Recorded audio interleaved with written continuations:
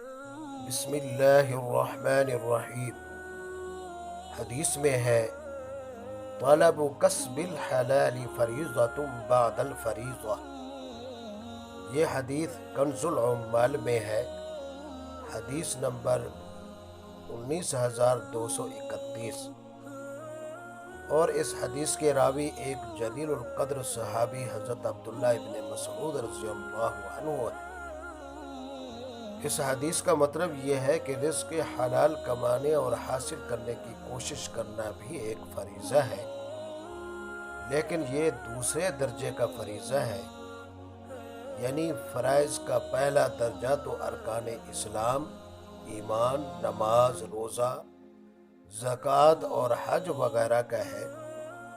سب سے پہلے اور سب سے زیادہ ضروری تو ان فرائض کی ادائیگی کرنا ہے، اور ان کے بعد جس فریضہ کو ادا کرنا ضروری ہے وہ رزق حلال کمانے اور حاصل کرنے کی کوشش کرنا ہے۔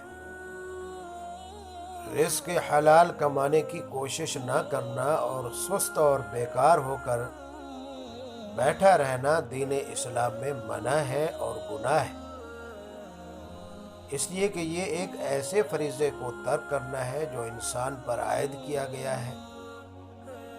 جو ارکان اسلام کے فرائض ہیں وہ تو اللہ تعالیٰ کے حقوق ہیں، اور رزق حلال کمانا حقوق العباد میں سے ہے۔ یہ انسان کا اپنا ذاتی حق ہے اور اس کے گھر والوں کا حق ہے۔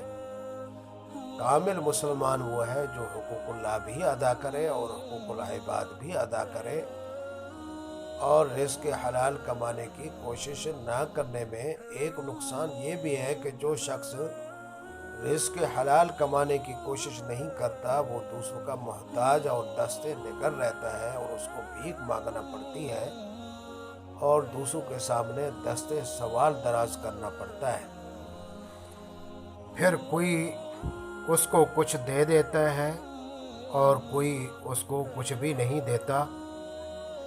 دوسروں سے مانگنا ایک ذلت والا کام ہے، جس کی وجہ سے انسان کی تذلیل ہوتی ہے اور اس کی عزت نفس مجروح ہوتی ہے، جبکہ دین اسلام انسان کو عزت دینا چاہتا ہے۔